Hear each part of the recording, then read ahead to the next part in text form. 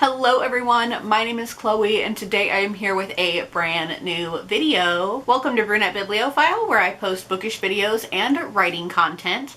Today I am here to talk about all of the books that I read during the month of June. Now, I set out with, for me, what is an ambitious TBR. I did have a couple of books that I wanted to read for Pride Month. And I ended up reading most of those as well as so much more. I did get into a little bit of a graphic novel kick during June, so I read a bunch of those, and we're going to talk about everything that I completed during June. So it ended up being 22 different things, and that is a combination of books, graphic novels, and poetry. And we're going to talk about everything. So let's jump right in and get started. So I have been reading almost exclusively audiobooks as far as my regular books are concerned. I just haven't really had a lot of time to sit down and read or read an ebook or anything like that. So a lot of my stuff is done with audiobook right now, but I did find the time to sit down and read some of those short graphic novels. So the first book I'm going to talk about is Six Crimson Cranes by Elizabeth Lim. This was a buddy read with my friend Kathleen from For the Love of Books. I will link her channel in the description below. But this is my first Elizabeth Lim book outside of the Twisted Tales series, and this is following a princess and her 6 brothers, and they are cursed by their stepmother, where the brothers turn into cranes, and our main character cannot speak, or one of her brothers will die. I wasn't super invested in this book, but I did enjoy listening to it. I will say that at the end there was a twist that I was not expecting at all and was very surprised by. And for that reason I ended up bumping it up a half star from my original rating, and it is a 3.5 star book for me. I do think I will read the sequel to this book, but I will most likely get it from the library. The only reason I have my own copy of this is I won it in a prize pack. I definitely will still read from Elizabeth Lim, especially with the Twisted Tales book that she releases, but I think she might be a author that I get from the library as far as some of her more high fantasy work. Next, I read one of my most anticipated releases for the entire year, and that was Part of Your World by Abby Jimenez. Before I talk about this book, there are trigger warnings for family abuse / domestic abuse / relationship abuse, gaslighting, discussion of medical treatments, and off-page death. I love all of Abby Jimenez's romance books. I have enjoyed every single book that she's read. I highly recommend listening to the audiobook for all of them because they have such fantastic narrators for each and every one, where we get brief mentions of some other characters, but it's not as in-depth as them making cameos like in previous books. And I loved all of it.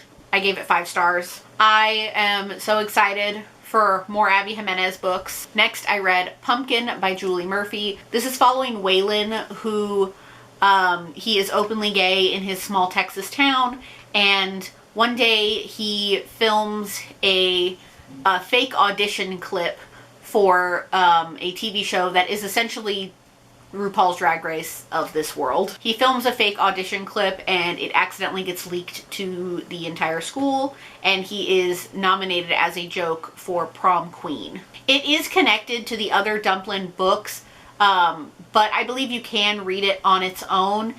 We do have cameos from characters in the other books, but it's not too extensive to where you would need to read all of them to understand what's happening in this book. Overall, I enjoyed it and I gave it 4 stars. Next, I picked up a couple of library books, and the first one was Learn My Lesson by Katie Robert. This is the second book in the Wicked Villains series, which is, put very basically, it is Disney smut. I really enjoy this series. I'm so happy to be reading this series, and all the connections between the books in the series are amazing. This book also has the most connections to the Dark Olympus series, which is Neon Gods, those books.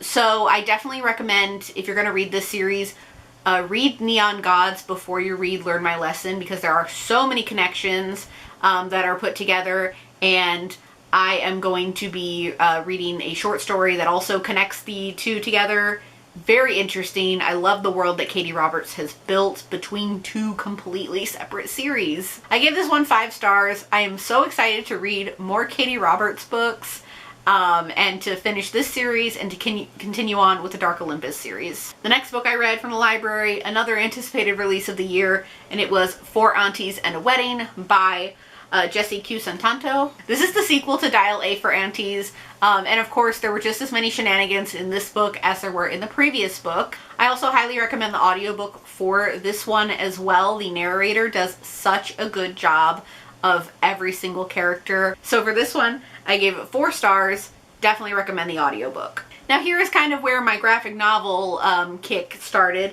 And it started with Heartstopper, Volume 1 by Alice Oseman. You may know that Netflix just released Season 1 of this on Netflix, which covers the first 2 books. I want to watch the show, but I've never read the graphic novels before, so I picked this one up, and I enjoyed it. I gave it 4 stars. It's very quick to get through, super sweet, super cute.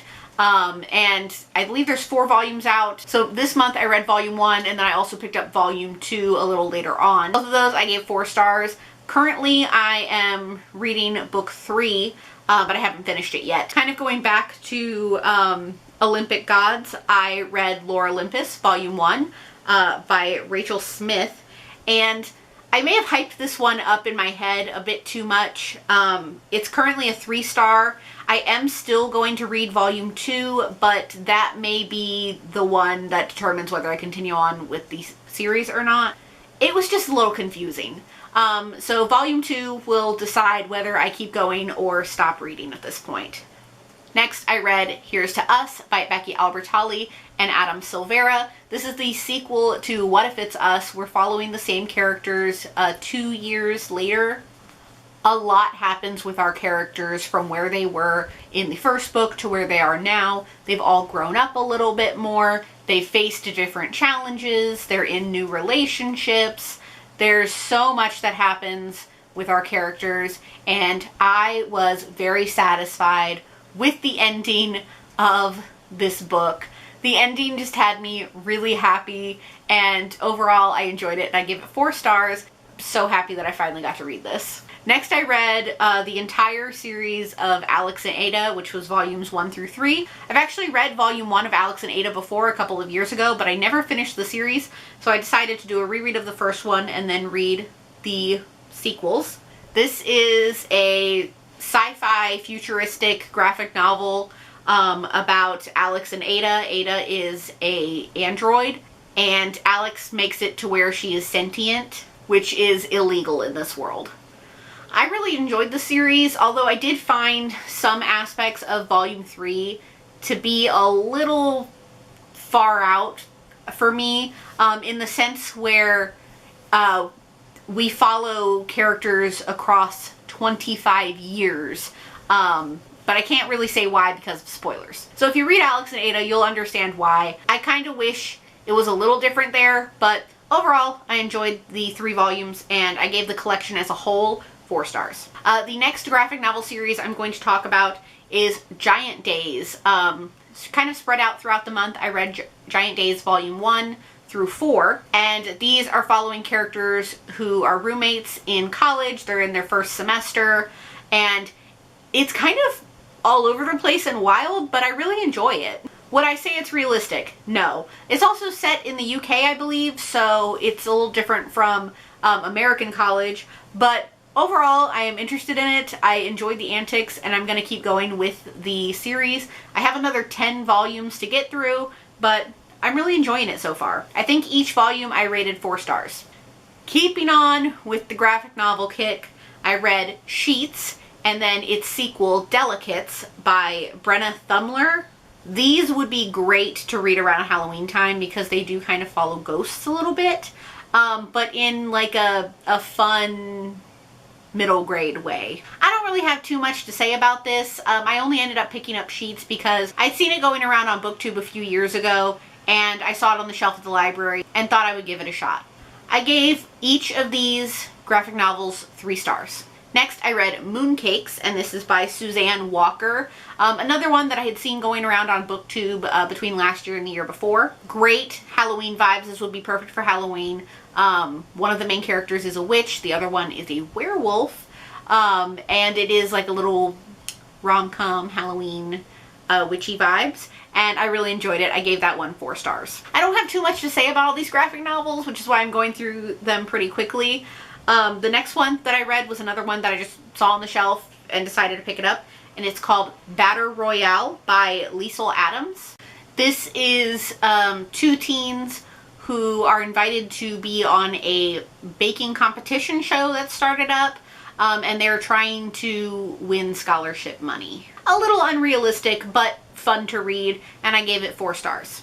Next, I picked up Inheritance, a visual poem by Elizabeth Acevedo. This was a very short, exactly what it says, a visual poem. It was on my anticipated releases for the year just because it's Elizabeth Acevedo. I didn't really know what to expect as far as whether it was going to be a book or poetry or whatnot. But I did take the time to read it, and I enjoyed it. I didn't rate it just because I don't have too many thoughts on it, but it was enjoyable to read. Next, I read The Sound of Stars by Alicia Dow. This was the BookTube Chicks Book Club pick for the month of June, and I was disappointed in this book. I didn't really go in with many expectations, but I didn't really enjoy reading it that much. Overall, I found the book to be cringy, and I was bored for a lot of it. I ended up giving it 2 stars, and if you want to hear more of my thoughts as well as Kathleen's and Desiree's, I will link our live show in the description below. And lastly, I read The Lifestyle by Taylor Hahn. This was my June book of the month. This is a book following a couple who are having marital problems, and they decide to explore becoming swingers. I read somewhere that this book was funny. I guess there were elements of it that were funny, but I wasn't like laughing out loud during most of it. There were actually some parts that were kind of sad and heartbreaking, but overall I did enjoy it. I gave it 4 stars. It kind of went in a direction that I didn't expect, but overall I thought it was a little quirky, and I may look into this author's future work. So that is everything that I read during the month of June. It was a very extensive list, and I read a lot of great books this month. That is all I have for this video today. Thank you all so much for watching. I hope you all enjoyed it. As always, if you like what you see here, please go ahead and click subscribe. I post new videos every week, so click subscribe so you can be updated for when I post those. And if you really like my content, consider checking out my Patreon, linked in the description below. Thank you all so much. I'll see you in my next one. Bye! In the darkness, I don't feel so cold.